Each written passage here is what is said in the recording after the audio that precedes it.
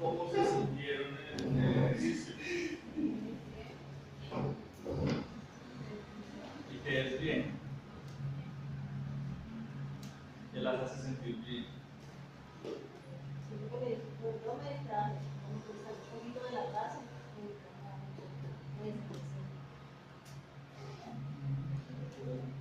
Y en la relación con la persona que interactuaste, ¿cómo te sentiste? Ok. Vale. ¿Alguien más? Desde lo psicológico, ¿qué podemos decir de ese ejercicio? Pues pienso que como seres humanos directamente somos ya seres sociales, ¿sí? Quitando la carrera. Pero cuando estudiamos este tipo de ciencias, ¿sí? Pues ya tenemos más herramientas. Después de graduarme, Sí. ya tengo más herramientas de escucha y de observación, ¿sí? Ya sé, digamos, observar qué me está diciendo, si puede ser acorde a lo que en realidad es, aunque en este momento pues sería un sesgo porque pues yo no la conozco mucho, o sea, y sé lo que si me está mintiendo o no, digámoslo así, ¿sí? Entonces es eso, sería una cosa muy diferente con, no sé, de pronto con Lady que la conozco, pero la conozco menos con Valeria, ¿sí? Digamos, sería ponerme ya en la tarea específica. Ok. Sí, digamos que es agradable el ejercicio, o sea, es agradable conocer al otro. Digamos que de entrada la naturaleza humana es, digamos que conocerla es un ejercicio que tiende a ser placentero, porque entre la pulsión de muerte y la pulsión de vida prevalece la pulsión de vida y por eso estamos acá. ¿Sí? Y digamos que por eso digamos que hay un bienestar y un placer. Quiero finalizar con dos aspectos de la clase de hoy. Uno, hay un texto que se llama Los tres artes del psicólogo. Todo psicólogo es una persona que debe manejar muy bien el observar, el escuchar y el preguntar. ¿Sí? Debemos aprender a observar muy bien. Todos los días podemos mejorar nuestra capacidad de observación. ¿Usted le ha pasado que usted se ve una película varias veces y cada vez le encuentra algo diferente o algo que no había dado cuenta? ¿Sí? Así es la observación. Si usted practica la observación, cada vez más se vuelve más agudo y va a haber detalles. Eso es un arte. El arte de observar debe ser muy del psicólogo. El arte de escuchar. ¿Sí? El arte de escuchar es muy importante. Escuchar implica no solamente oír, sino prestar atención a otros detalles, analizar lo que se está escuchando y sobre todo también aprender a escucharnos a nosotros mismos. Dentro de nosotros siempre hay una voz interior. La escuchamos el ruido que va por dentro, la voz de la conciencia, como se dice. ¿Sí? Nos escuchamos nuestra neurosis, nuestro conflicto, es decir, nuestros líos y nuestros deseos también, ¿sí? Nuestros anhelos. Y el tercer arte es el arte de preguntar. Es muy importante saber preguntar. ¿Sí?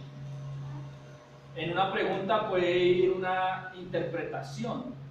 Yo con una pregunta puedo hacer una interpretación. ¿Sí? Puedo preguntarle a la persona que le mantiene mirando el celular a su pareja, me cuenta, consulta porque le está mirando el celular a su pareja y se siente incómoda por eso, le puedo preguntar, ¿qué te hace sentir insegura? De entrada ya estoy interpretando que se siente insegura. Entonces la pregunta puede ayudarnos a recopilar información, pero la pregunta también nos puede permitir dar una interpretación. Si yo estoy interpretando que estás insegura, entonces de entrada uso la pregunta para recabar más información. Entonces, esos tres artes claves. ¿Sí? La entrevista dura 45 minutos aproximadamente, no se recomienda que dure más porque puede generar consecuencias negativas por temas de atención, de ansiedad. ¿Sí? Si necesita más de una hora, es necesario programar otras entrevistas o descansar. Las entrevistas breves se dan con personas poco colaboradoras, con pacientes depresivos profundos, con pacientes con trastornos psicóticos, psiquiátricos. ¿Sí? La entrevista inicia aquí también como un espacio de consulta. ¿Sí? La importancia del saludo, ¿sí?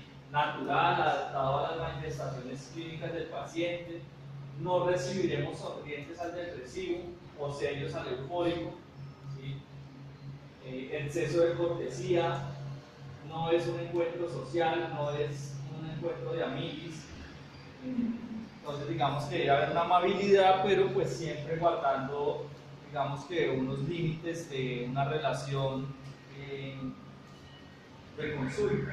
¿Sí? Hay unos instantes de adaptación, es importante dejar que la persona se adapte, conozca el lugar donde está, la luz, sepa cuál es la salida de evacuación. ¿Sí? Hay que explicar la entrevista, cuál es la función de la entrevista. ¿Sí? Y pues se le explica pues la importancia de lo que es el proceso de evaluación. Hay que preguntar a la persona si tiene dudas. ¿Sí?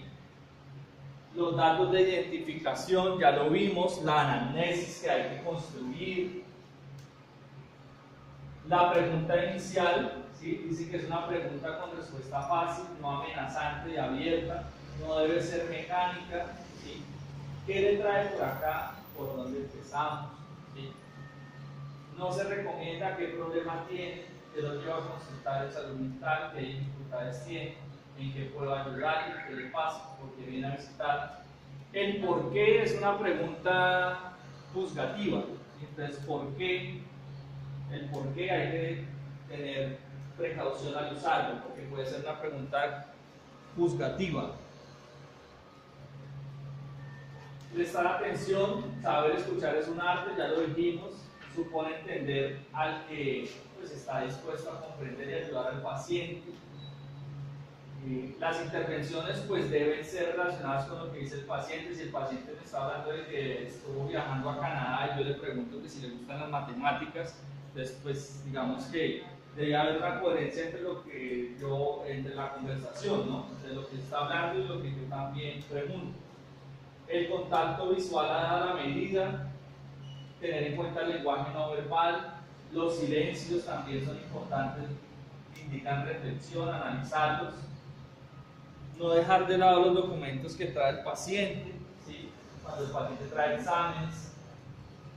Aquí menciona no implicarse emocionalmente, ¿sí?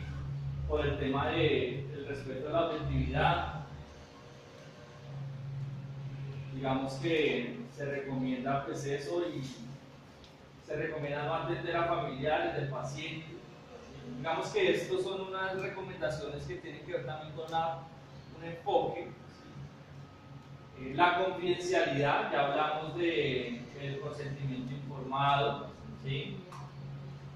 También pues saber que la historia clínica es privada, que usted la debe guardar de manera confidencial y reservada. La única persona que está autorizada para conocerla pues es el mismo paciente o un juez si lo solicita. ¿Sí? El contenido de la entrevista son los hechos y observaciones más significativas. ¿Sí? Anotar lo que pueda ayudar a conocernos de la vida de este paciente. También no solamente dedicarse a anotar, hay personas que se dedican solamente a anotar y a anotar todo, pues tampoco es recomendable. ¿Sí? Digamos que hay algunos elementos verbales y del lenguaje, entonces tener claridad en lo que se habla, no hablarle al paciente en lenguaje técnico, ¿sí? Al paciente se le debe hablar en un lenguaje sencillo y entendible, ¿sí? El cuadro profesional ha de disponer de un vocabulario rico, ¿sí?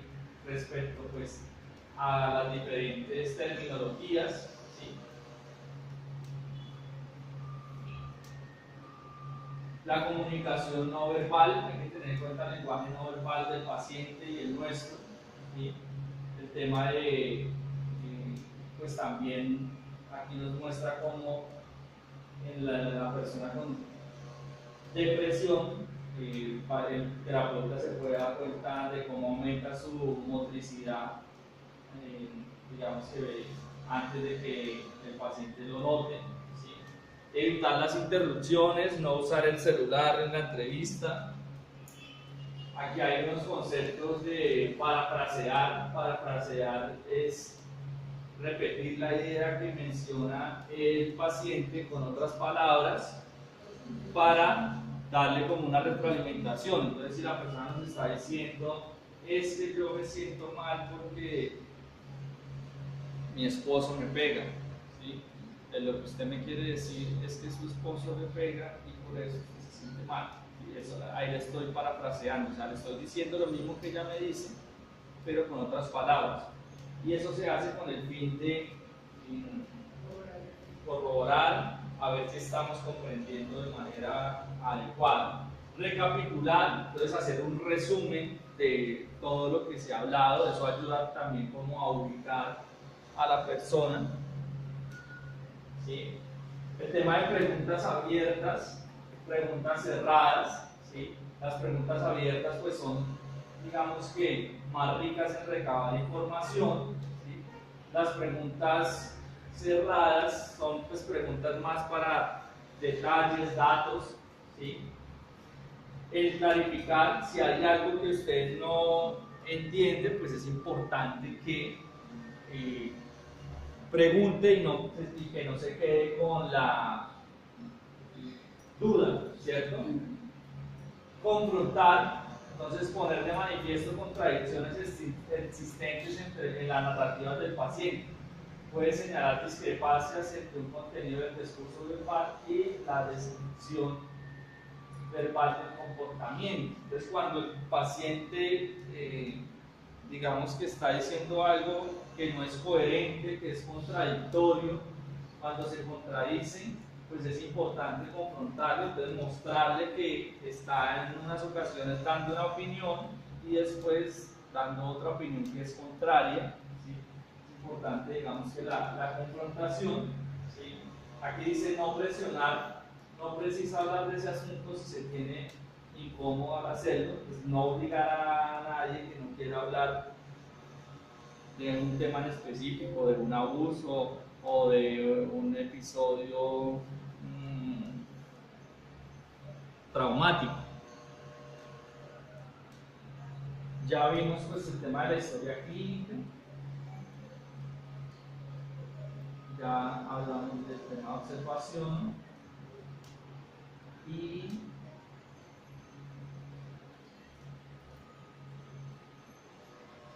eso es todo por hoy. ¿Cómo se sintieron en su clase hoy? Muy bien. Bueno, me alegra mucho. Les enviaremos el foro para que puedan acceder y que tengan un lindo fin de semana.